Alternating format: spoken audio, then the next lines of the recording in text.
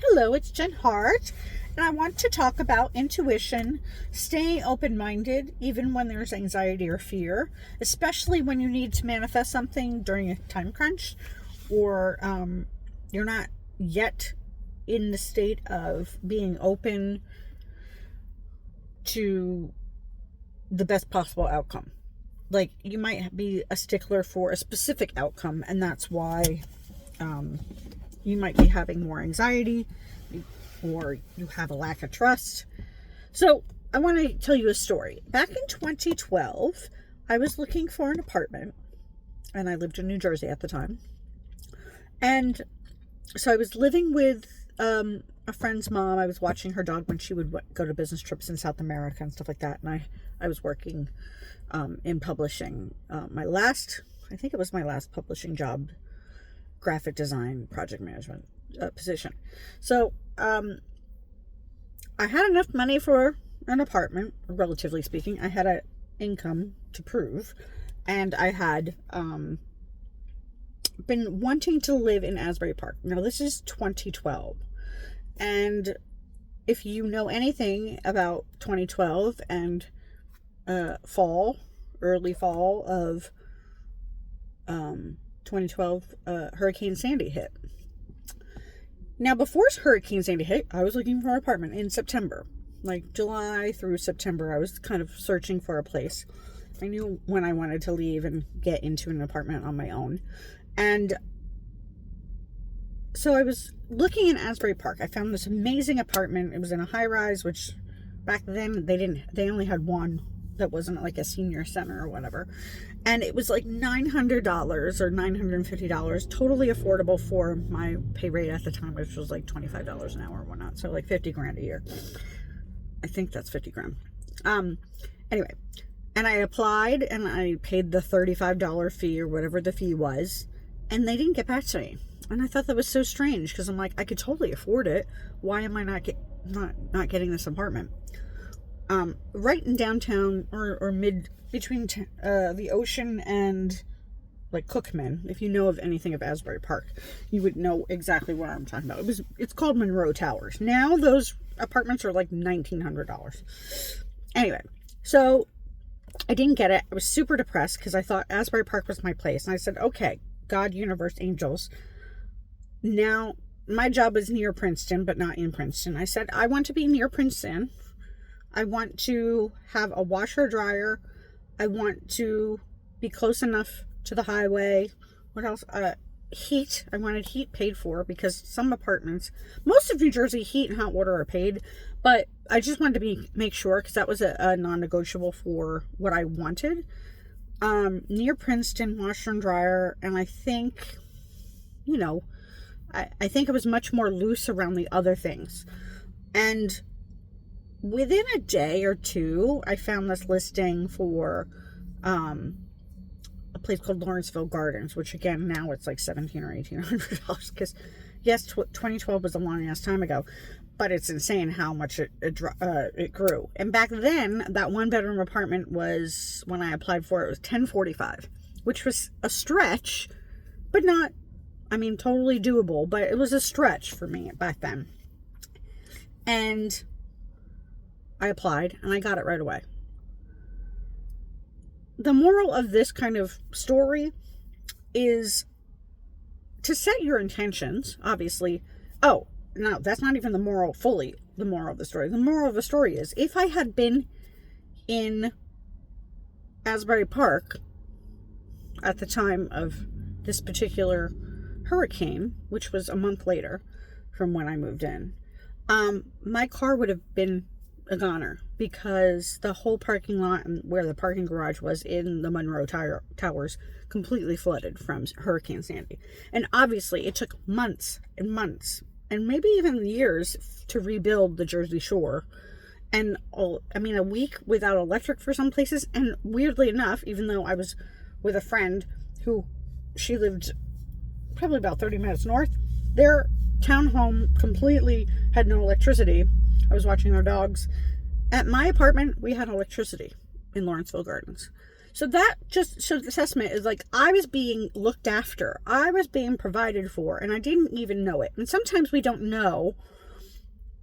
It's like, this is why September 11th is sort of the same thing. It's like that morning, I wasn't sick, but I called myself sick. Something was off in me. The night before was kind of funky, but more so, I knew I wasn't supposed to be in Sea Caucus. Sea Caucus in my position, my day position, because I had 2 jobs at the time, because, you know, hustling, got to make the money, had to pay bills, at September 11th time period, that I still lived at home with my mom and my brother, and something said, don't go. And I trust my instinct. I trust my intuition. When I don't, I tend to get into some trouble. And this is the fuzzy part. How do you know when intuition is actually saving you? And sometimes you're going to still have a not so great result when you think it's intuition, or you're going around, you want something so badly, it hurts. It's the letting go of being open to the best possible outcome, to being open and not such a, like, I can be freaking stubborn, and that's anxiety, really. The stubbornness of needing control or needing an outcome can really hinder your progress when it comes to manifesting. Not because it's not normal to be anxious about not, like, right now, I'm in the middle of a move. I still don't know where I'm going. It freaks people out that are very linear and need a lot of control. And I still have those moments too. I'm not immune to the feeling of anxiety, but I go right back into, I've never not been provided for. Even when I was homeless at 12, it was for 24 or 48 hours. My mom, the place we were staying, like, they kicked us out. My mom left all of our stuff on a beach in Daytona Beach, Florida. And I just knew that we were going to be okay. And then I called my older brother, and we didn't have phones back then. It was payphones in 1989. So it's not like it was such an easy thing to do. I didn't even know. I must have called 411, because back then you could call 411 and get the information on somebody's phone number, because that's how old I am. Anyway, I learned as a child to trust my intuition, because it saved my ass from kidnapping. It saved my ass numerous times. And then when I get super in my head, or super controlling, or super freaked out, I can misread a direction or a guidance, or I will have something stuck in my head, like a dog with a bone. And then I get the thing sometimes, and it was not actually for me. It was my ego that wanted this thing, maybe for security, maybe for, like, filling a need that I think I had, that I was going to get from this thing. And it rarely turns out when I'm such a stickler.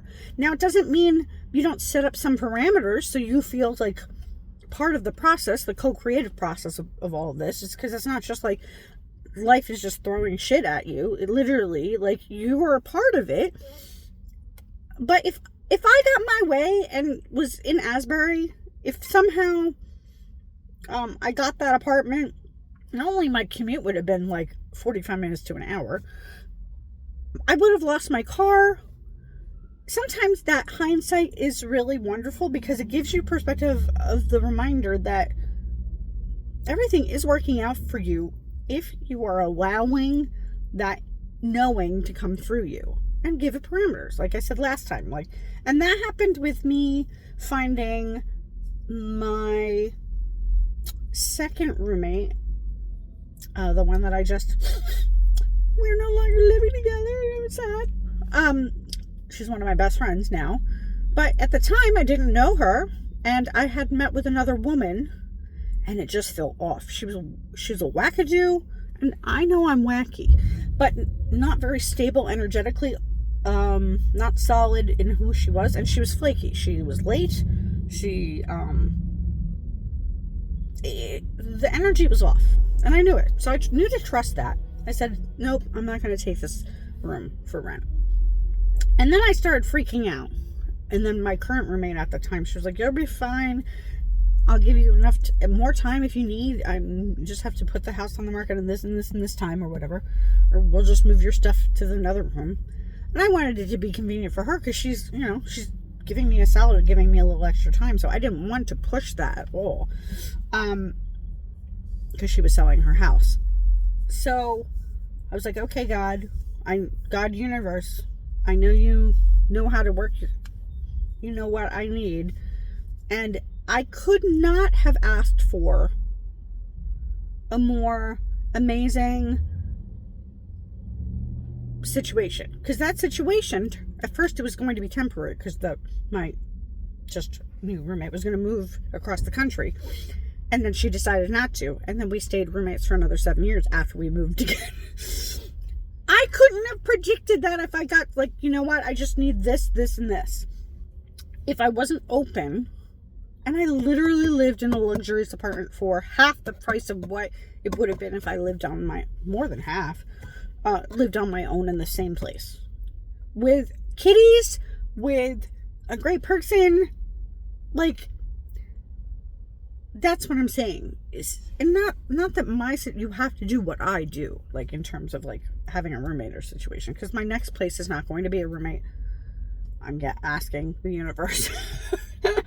I'm a grown-up. I want my own space, but I'm open. I'm open more than I have been in a long time, because anxiety and the need to control is what anxiety holds on to. If you're trying to be a stickler about things, as if that anxiety or that control is actually going to protect you from something bad happening. Well, that's not true. We all know this. Whatever's going on in the universe right now, in your personal life or around the world, is that we can't control more than half this stuff. The only thing that we can control is putting our good into the universe, into our worlds, being good people. Like, we have control over that. We have control of not being assholes. And we have control of being like, okay, I want these things. I'm not going to list 100 things. Because honestly, God, universe, whatever you believe in, knows exactly what is good for me and what I want. I don't have to list 100 things in, like, say, the man of my dreams or whatever. Like, that's not even like, those are just, would I be upset if one thing didn't happen? Well, I guess it depends if it's a non-negotiable. So just have no more than 5, preferably 3, but no more than 5 non-negotiables when it comes to manifesting something, at least when you're practicing. Because really, your happiness, you're exaggerating or underestimating, I'm not sure what word I'm trying to reach for, but the meaning of, if you think 100 things are going to make you happy, you're not going to be happy. Because you're not fundamentally happy because you have something else going on. If grass doesn't make you happy, like, maybe you're not a grass person. Maybe you're a city person. Maybe you're an ocean person. Maybe you're a mountain person. This is not the point. Whatever your thing is. But if it's a safe place, if it's really the idea, the gratitude of having your needs met, and then having these specific criteria to enhance that, and then be open to be blown away by what the potential is. Be open. Say, I'm ready to be blown away by this next apartment that is perfect for me, in the budget that I can afford, that has a washer dryer. I know it's something I like gas stoves for numerous reasons, because I still have anxiety, because I, lived a lot of life. And gas stoves, in an emergency, when the electric doesn't work, it works. So you can cook, you can get fire, you can bake. Baking is very essential when you're stressed out. When you don't have electricity, you should have some Betty Crocker on hand or something like that. Anyway, like, that's, and a washer and dryer. What else? A safe neighborhood. What else? What was another thing? Safe neighborhood, washer and dryer. Oh, a tub. I'm a big bath person. I haven't had a bath I've had showers, but I haven't had a deep, relaxing tub bath, like relaxed thing in a very hot minute. So I'm very looking forward to having a tub. And then the rest of it, like it would be nice to have a patio or some green space to hang out in, or like a patio or a balcony situation.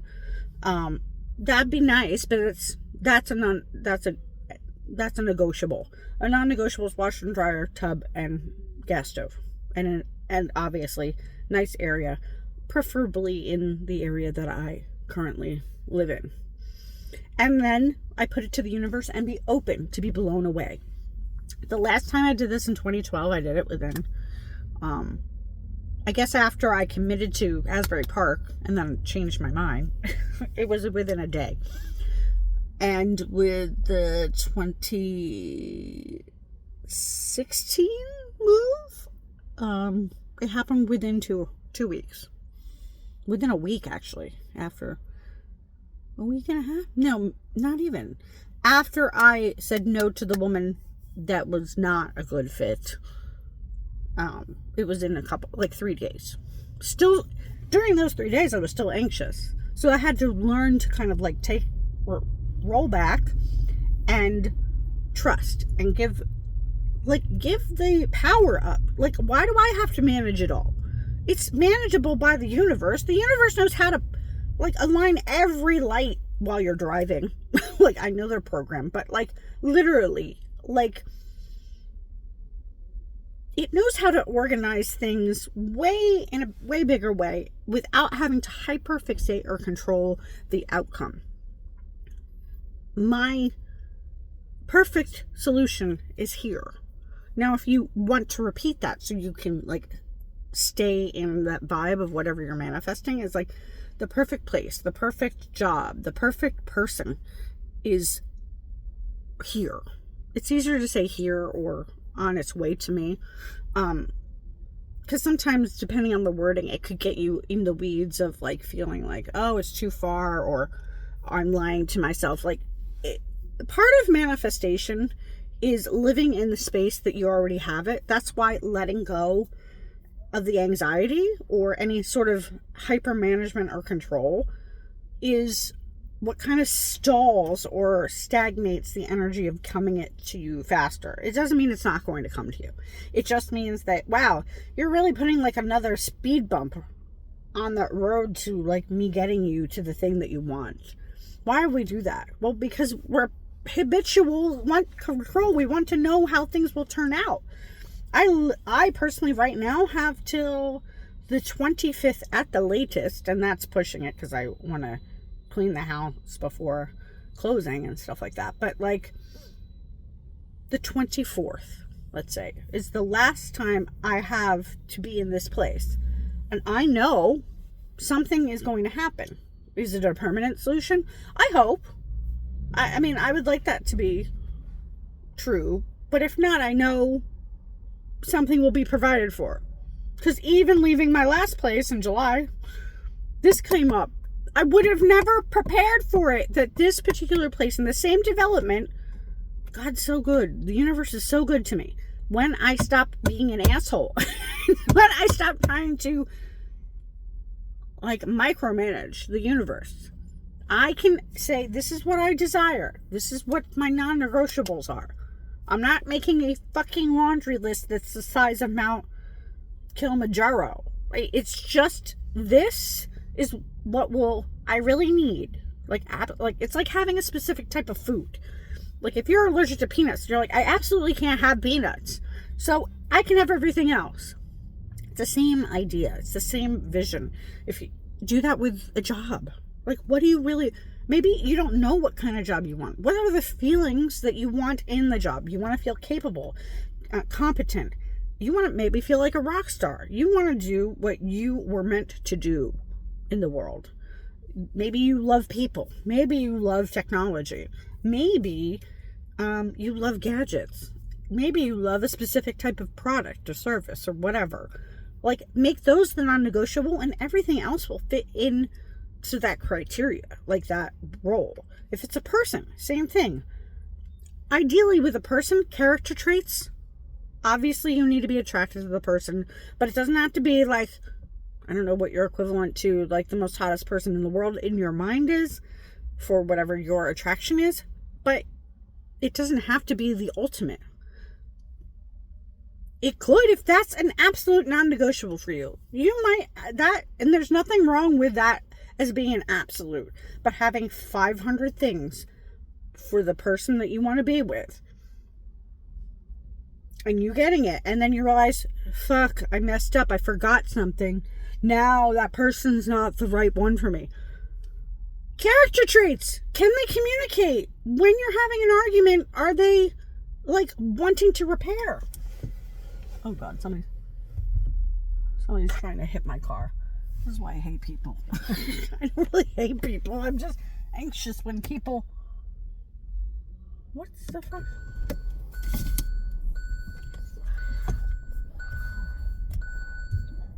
Oh my God. Oh my fucking God. Alright, I'm hot. Anyway. Like you have too many things on your list, and they're not necessarily the right things. And I say right things because there's nothing wrong with aesthetic things.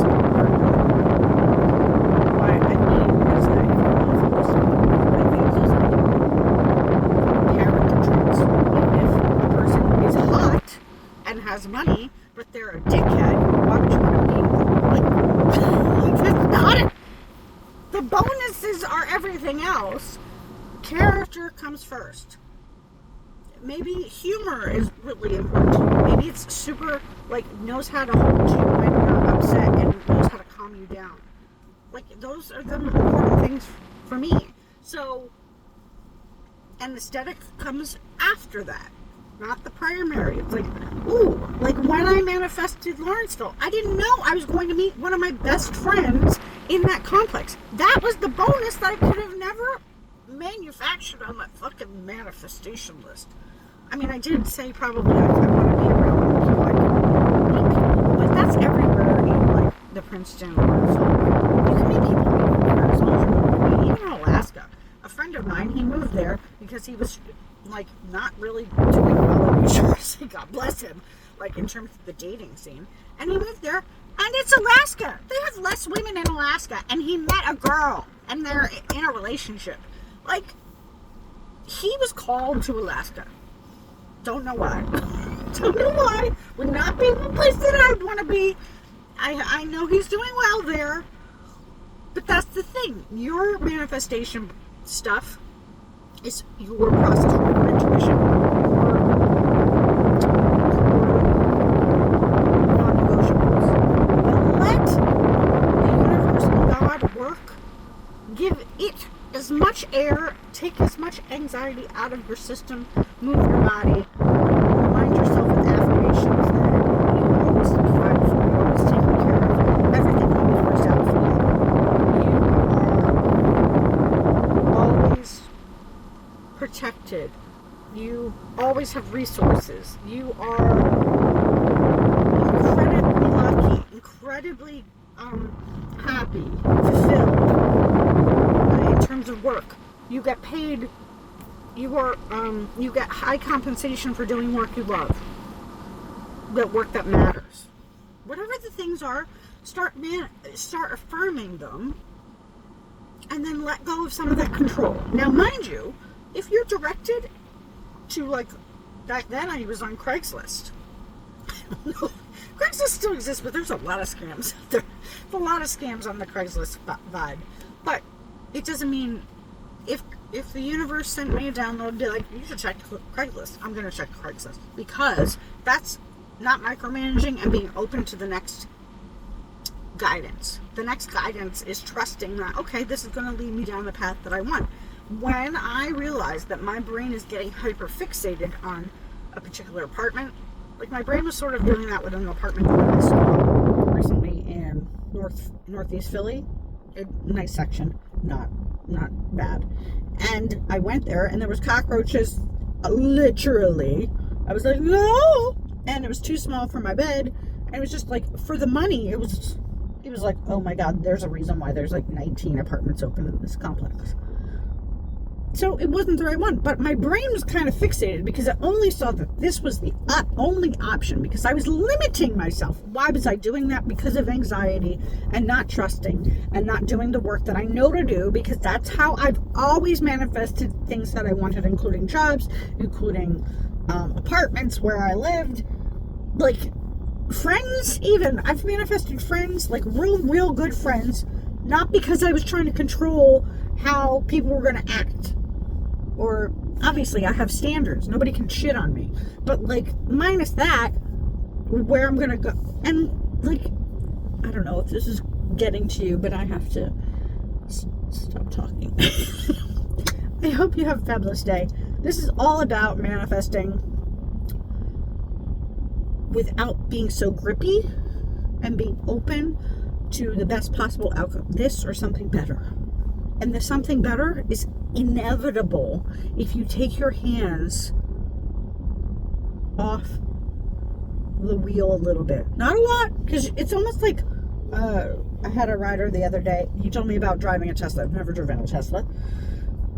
We're not going to get into the politics of Tesla, but just in terms of like when you are put on like the automatic drive situation where you're not driving, you still have to touch the steering wheel.